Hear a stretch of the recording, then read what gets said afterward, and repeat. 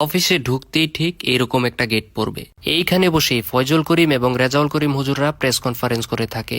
এটা হচ্ছে ইসলামী ছাত্র আন্দোলনের যে রুমটা রয়েছে। এটা ছাত্র আন্দোলনের ভাইদের সম্পর্কে কিছু কথা বলবো, অবশ্যই শুনে যাবেন। এটা হচ্ছে সভাপতির রুম। এইদিকে রয়েছে ইসলামী আন্দোলন বাংলাদেশ ঢাকা মহানগরের কার্যালয়। এই পাশটাতে অনেকগুলো অঙ্গ সংগঠনের ডেস্ক রয়েছে, তারা এখানে সারিবদ্ধভাবে বসে কাজ করে থাকে। এই দিকটাতে রয়েছে তাদের প্রতীক হাত পাখা। ইসলামী আন্দোলন বাংলাদেশের কেন্দ্রীয় কার্যালয়ে গিয়ে আর কি কি করলাম তা থাকছে আজকের এই ভিডিওতে। আসসালামু আলাইকুম সবাইকে, আশা করছি সবাই ভালো এবং সুস্থ আছেন। আপনাদের দোয়ায় আমিও ভালো এবং সুস্থ আছি।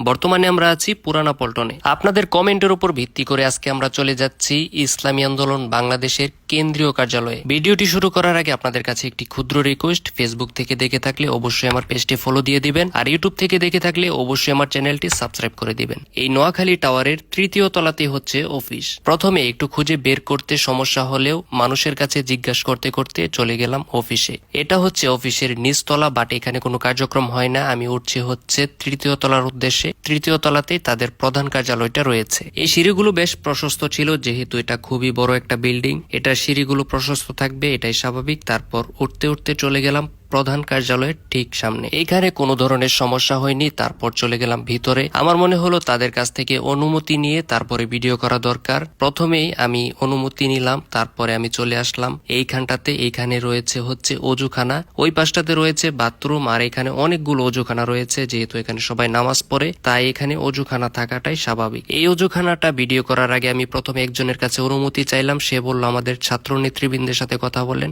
তারপর আমি চলে গেলাম ছাত্র নেতৃবৃন্দের সাথে কথা বলতে। তারা আমাকে অনুমতি দিলে তারপরে আমি অজুখানার ভিডিও করতে আসি। তারপরে আমি চলে গেলাম ইসলামী ছাত্র আন্দোলনের যে রুমটা রয়েছে, এখানে তারা বসে মিটিং করে থাকে এই রুমটাতে। এইখানে বেশ কিছু জিনিস রয়েছে, দেখেন একটা ক্যালেন্ডার, ক্যালেন্ডারে আরবি হরফ লেখা, তারপর চাঁদ তারা রয়েছে, তারপর এই পাশটাতে কিছু টেবিল রয়েছে, আর এইখানে রয়েছে হচ্ছে ইসলামী ছাত্র আন্দোলনের যে লোগোটা রয়েছে সেটা, আর এই পাশটাতে রয়েছে কিছু পোস্টার। যাই হোক, ইসলামী ছাত্র আন্দোলনের ভাইদের সম্পর্কে কিছু কথা বলতে চেয়েছিলাম, কথাগুলো বলি। আমি এই পর্যন্ত যতগুলো রাজনৈতিক দলের পার্টি অফিসে গিয়েছি, ছাত্র নেতৃবৃন্দের সাথে কথা বলেছি, আমার কাছে সবচেয়ে স্মার্ট লেগেছে বাংলাদেশ ইসলামী ছাত্র আন্দোলনের ভাইদেরকে। একটা অপরিচিত মানুষের সাথে কিভাবে কথা বলতে হয় তাদের কাছ থেকে শিখতে হবে। যাই হোক, অন্য দলের যে রাজনৈতিক ভাইরা আছেন তারা মনে কিছু নেবেন না, সবাই ভালো, তবে আমার ব্যক্তিগতভাবে ইসলামী ছাত্র আন্দোলনের ভাইদেরকে ভালো লেগেছে। তারপরে অনেকক্ষণ বসলাম ইসলামী ছাত্র আন্দোলনের যে কেন্দ্রীয় অফিসটা রয়েছে সেখানে। তারপর চলে আসলো চা। এই চাটা আমার কাছে খুবই ভালো লেগেছে। আমার সাথে যে বন্ধু ছিল সেও বলেছে এই চাটা খুবই মজার ছিল। তারপরে চলে আসলো কেন্দ্রীয় ছাত্র নেতারা, তাদের সাথে বসে চা খেলাম এবং অনেক কথা বললাম। তারপরে বললাম অন্যান্য যে জায়গাগুলো রয়েছে সেখানে নিয়ে চলেন। তারপরে যে এই ভাইটা আমাকে সাথে করে নিয়ে গিয়ে বলল যে এখানে ভিডিও করেন, ওইখানে ভিডিও করেন। এই ভাইটা অনেক ভালো ছিল।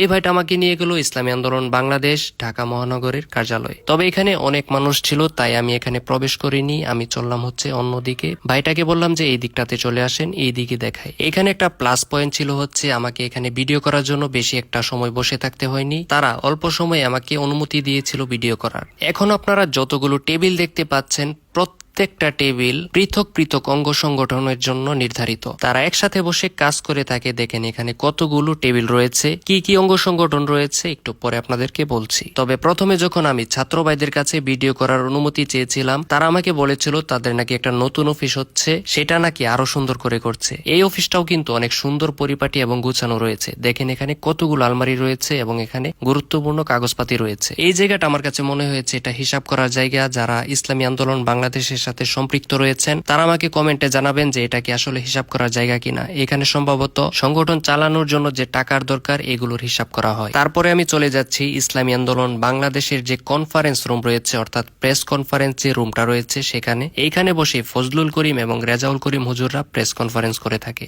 এই অফিসটার মধ্যে যতগুলো রুম রয়েছে সবচেয়ে সুন্দর রুম হচ্ছে এটা। দেখেন এখানে লেখাই রয়েছে ইসলামী আন্দোলন বাংলাদেশ নেতা নয় নীতির পরিবর্তন চাই। আসলে আমার চোখে দেখা ইসলামী আন্দোলন বাংলাদেশ যদি কোনো মিটিং ডেকে থাকে, তাদের মধ্য থেকে একটা গ্রুপ স্বেচ্ছাসেবকের ভূমিকা অবতীর্ণ হয়। এর ফলে তাদের মিটিংটা অনেক সুন্দর এবং সুশৃঙ্খলভাবে শেষ হয়ে থাকে। এটি 1987 সালে ইসলামী শাসনতন্ত্র নামে প্রতিষ্ঠিত হলেও 1991 সালে পূর্ণাঙ্গ রাজনৈতিক দল হিসেবে যাত্রা শুরু করে। এটি 2008 সালের পর থেকে ইসলামী আন্দোলন বাংলাদেশ নামে পরিচিতি পায়। পরবর্তীতে বাংলাদেশের অনেকগুলো নির্বাচনে এটি হাত পাকা প্রতীক নিয়ে অংশগ্রহণ করে। পাশেই রয়েছে তাদের রাজনৈতিক দলের যে প্রতীক রয়েছে সেটা। এখন আপনাদেরকে দেখাবো সারিবদ্ধভাবে যে টেবিলগুলো ছিল সেখানে কোন কোন অঙ্গ অঙ্গ সংগঠনের ডেস্ক রয়েছে। প্রথমে রয়েছে উলামা মাশায়েখ পরিষদের ডেস্ক, তারপরে রয়েছে কেন্দ্রীয় কার্যালয় ইসলামী আইনজীবী পরিষদ, তারপরে রয়েছে কেন্দ্রীয় কার্যালয় ইসলামী শ্রমিক আন্দোলন বাংলাদেশ। এছাড়াও এখানে রয়েছে ইসলামী আন্দোলন বাংলাদেশ ঢাকা জেলার কার্যালয়। ওই পাশটাতে বেশ কিছু কার্যালয় রয়েছে, তারা এখানে নিজেদের কাজকর্ম করে থাকে। মাঝখানের যে জায়গাটা রয়েছে এটা সম্ভবত নামাজের জন্য নির্ধারিত।